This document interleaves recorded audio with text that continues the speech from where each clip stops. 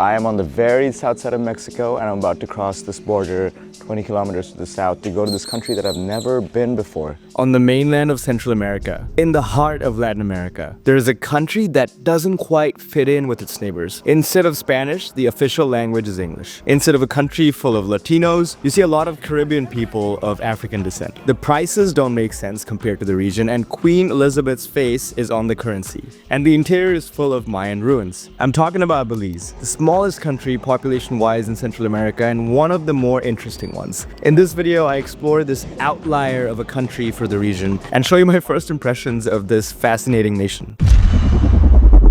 So it's 8:20 a.m. right now and I'm actually in Bacalar, which is a very touristy city in Mexico, but I barely got to saw it because I got here yesterday evening and had a lot of issues with the first place I was staying with getting locked in, and I changed places to this other hostel. Just went out for a few drinks with my new friends and went to bed, and I woke up and my bus is supposed to wake me up in like 20 minutes.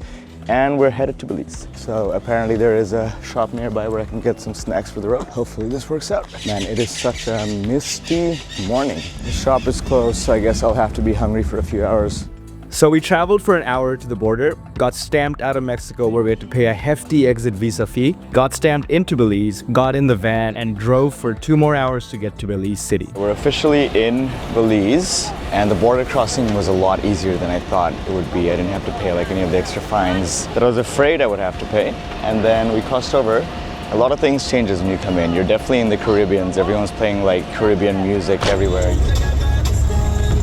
The second thing you notice is that every bus here looks like a retired school bus in the US. And the third thing, most important, is that all the signs are in English because this is an English-speaking country. So let me try my best to sum up the story of this country real quick to explain some of these facts. Maya civilization spread across what is present-day Belize around 1500 BC, and it flourished until 900 AD. When the Spanish took over the Americas, the conquistadors declared it as part of the Spanish Empire. But they failed to settle the territory because of its lack of resources and because the tribes of the Yucatan Peninsula were defending their land. At this point, English pirates were sporadically visiting the coast of what is now Belize and using it as a sheltered region from which they would go out and attack Spanish ships and loot them. The first ever British permanent settlement was founded here in 1716. The Spanish eventually granted these independent British settlers the right to occupy the area that's Belize in exchange for their help in suppressing the piracy that was affecting the Spanish ships. During the 18th century, these settlers established a system of using enslaved Africans to cut the logwood trees, and that part explains why there are so many people of African descent in this country. And this logwood industry was at the core of the country's old economy. If you look at Belize's flag, the 2 men on either side of the tree actually represent the logwood workers. So initially the British government did not recognize this settlement as a colony because they didn't want to piss off the Spanish. But then in 1836, all of Central America was emancipated from Spanish rule, and the British officially claimed the right to administer the region.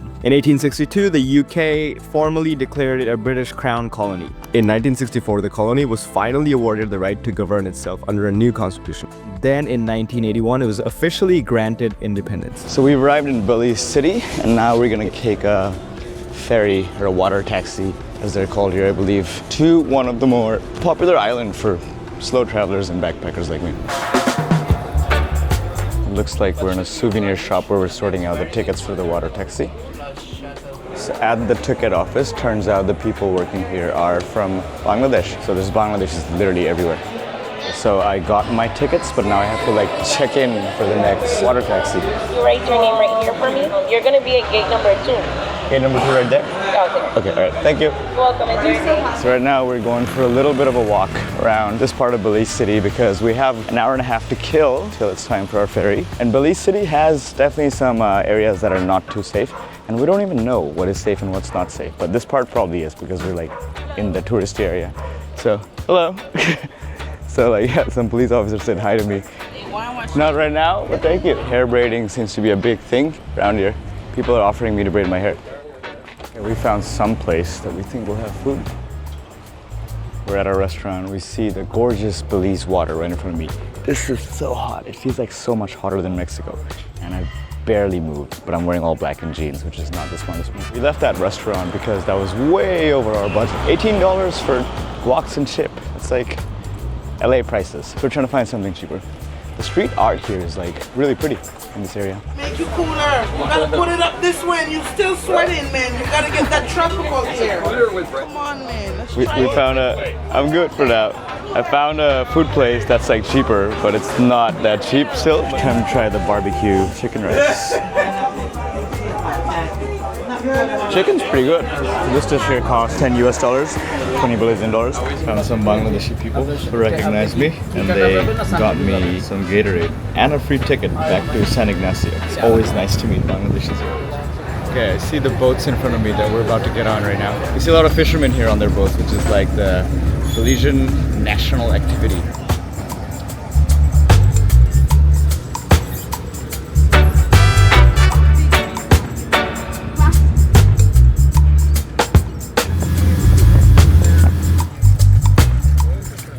So I've arrived to the island of Caulker, and now I'm gonna have to go get my other bag. To the left, we got our bags. Now we're walking to our hotel in the piercing sun. Thankfully, I have the same hotel. Not thankfully, I booked my hotel because the guys in front of me booked that hotel, and I just booked this earlier this morning when I was about to cross the border. So the check-in for our hotel seems to be in a supermarket. So I guess this is what you get for $88 US a night. And this was literally the cheapest hotel in the whole island. Honestly, not the worst. The bathroom doesn't look bad, but it's very expensive. Our coffee is Belizean coffee as well. Belizean coffee? So it's too hot outside to go like exploring and filming, so I'm just taking a break in a coffee shop. This really cool coffee shop actually where they let you pick out your own mug. One of the cool things I love about this island, or just this part of Central America in general, is that you can always hear these loud birds around you all the time. So when you're getting food and beverages from foreign countries, especially when traveling to a new country, it's kind of important to be very careful about where that food is coming from, because the last thing you want is an upset stomach. Over the years, I've had plenty of issues with food poisoning while I've been traveling, and I've traveled with people who have even ended up in the hospital because of these issues. So my best advice to you guys is to eat carefully wherever you're eating and to have good travel insurance with you in case you do need an emergency trip to the hospital. I personally prefer using SafetyWing and have been using that for more than a year because it allows me a pay-as-you-go subscription, and it allows me to pick a clinic of my choice. It also covers me up to $250,000 in over 180 countries, and it's got a $0 deductible plan, which means I can be covered for even small issues like having food poisoning. They also have an electronic theft coverage add-on, which means that if your electronics get stolen, at least part of the value can be covered by SafetyWing, which is why I feel comfortable traveling to all these countries with like my cameras and lenses and drones in my backpacks. They also have an adventure sports add-on, which I personally like to use because that covers me when doing certain extreme sports such as scuba diving and skydiving. So it's always good to have a good insurance plan just to feel more secure in your trips and just to have you covered if anything bad were to happen. Okay, so right now I'm on Caulker, which is a tiny little limestone coral island that is about 20 miles or 30 kilometers northeast of Belize City, which is where we came from. The only way to access this island is by high-speed water taxis like the one I took, or by small airplanes. There's actually an airport on the other side of the island somehow. This tiny island is roughly 5 miles or 8 kilometers from north to south, and only like a mile from east to west, which is like 1.5 kilometers. So when I left the ferry earlier and I started walking towards my hotel, I could basically see the ocean on the other side of the island. This has become recently a lot more popular than it used to be, and I mean very recently, like 7-8 years ago when I was making videos in Guatemala, Tikal, not too far from here. My friends who were here said there's empty, just a couple of backpackers. Now when I'm coming here at peak season, every single hostel is booked like weeks in advance. That's why I had to get a hotel. So it's really blowing up in popularity. Although the population of this island is only 4,000 people. So obviously you can get around the island by walking, but a lot of people use like golf carts. I think some people rent it out, or there's like taxis. Some people rent it out for the day, like golf carts, or is it always like someone driving it from here? What some people do is get a tour and they go around the island. But no one rents it out like a personal taxi for? That's also possible? Yeah, they rent carts. Yeah. How much does that cost for a day? Do you know? That's the same price I'm telling you, but this one I know where to go. Where to go? That's $75 for like a taxi ride. Can I show you like what? Well, long as No, apparently I have to pay to show them, so I can't show you the taxis. So it's 75 Belizean dollars, but like I don't have that kind of budget, so I'm not gonna go on a taxi, I'm just gonna walk around. So there's this basketball court right next to the beach, which has to be the most gorgeous basketball court I've ever seen in my life. It's like literally right on the beach, next to the blue or turquoise waters. I wish there was a ball here. I don't see anyone playing here. I just asked someone if there's balls and they said people only play in the evening. So maybe I'll come back in the evening to shoot some jump shots. I grew up playing a lot of basketball, so it's always fun to like shoot around a bit in different places. Yeah, I see a lot of people using golf carts. I didn't want to sit in front of those guys, but like there's no planet on which I'm gonna pay $40 to take a golf cart around an island, which takes 30 minutes to walk from end to end.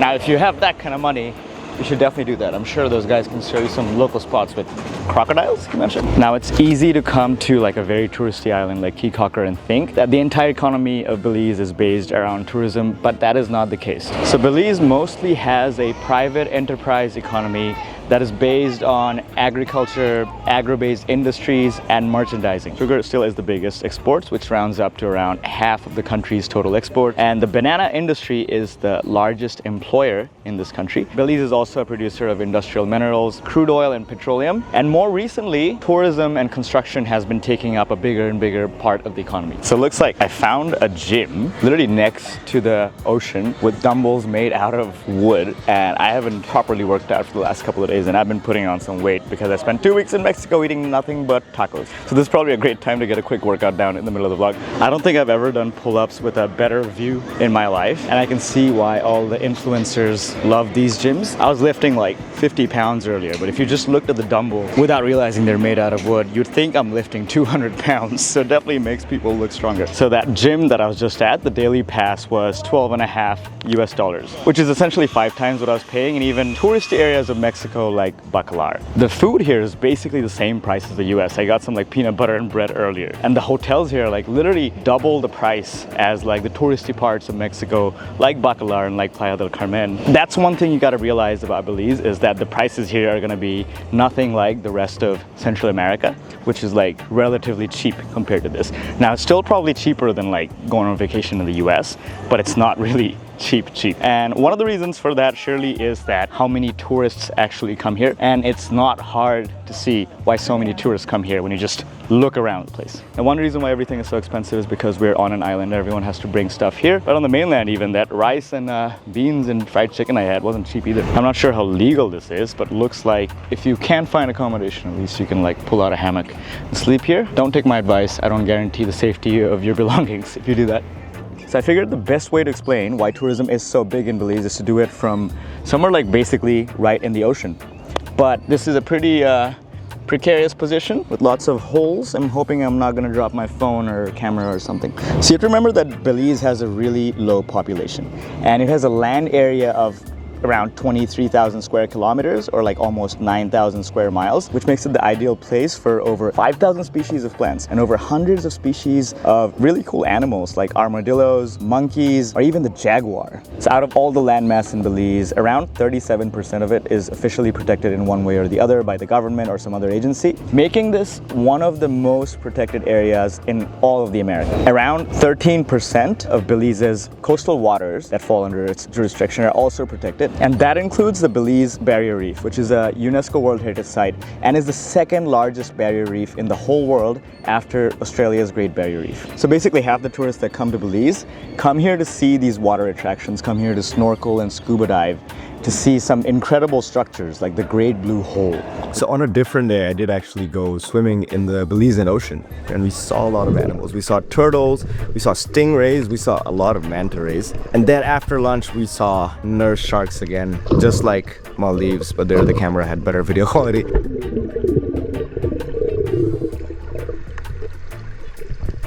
But let me show you the best part. We're supposed to feed these tarpons, and you can see how I feel about being close to fish. What the hell is wrong with you? I'm too scared. This is the funny part. I couldn't do it because I was too scared, so he told me to stand up on the boat and hold it up and told me that a fish is gonna come from down and get it.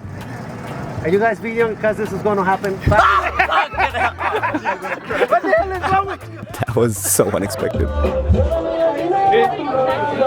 So in 1971, this huge hurricane hit this island and split the island like literally in half. And the place where it split is non-ironically called The Split. And it's a popular place to hang out. And there's this cafe and bar here called the Lazy Lizard, which is apparently the place to be over here from what I read on the internet. And it's a Friday, so I'm pretty sure it's gonna get wild here. I see like 2-for-1 rum offers on the menu, but it's not even 5 p.m. so I'm not ready to get wild. So I'm just like sipping on some Coke Zero, eating some chicken burritos. All right, I don't know how much you can hear me because they just turned up the reggaeton here, but this burrito looks delicious. Cheesy.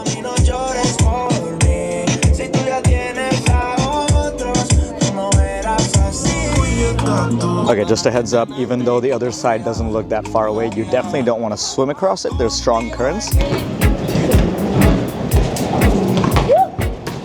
So I'm back in the basketball court. It looks like people are actually playing basketball now that it's not super sunny anymore. It looks like the dog wants a piece of the action as well, which is hilarious. And I just want to reflect on this country and what I've seen so far, because this is such a unique place. I've never seen anything like this. It's kind of like mostly Caribbean, probably because I'm on the islands. I hear it's like more Mayan on the western side near Tikal, near Guatemala. You know, when I went to Jamaica, this feels a lot like that, more than it feels like Central America. But it's not just Caribbean. It's a combination of Caribbean, Mayan, and like Latino as well. You hear like Caribbean music in places. You see people trying to braid my hair, but you also hear reggaeton. And you also see tacos and burritos, like the delicious one I just had. So it's kind of like a very nice mix of everything. And it's like nothing I've ever seen before. People are speaking English, people are speaking Creole, people are speaking Spanish to each other in some places. But it's like pretty cool. I would recommend visiting Belize if you can afford it. Alright, that is it for this video. If you want to watch more videos like this, feel free to follow me or subscribe to my channel. If you want real-time travel updates, feel free to follow me on Instagram. I hope to catch you guys in the next video from I'm not sure where.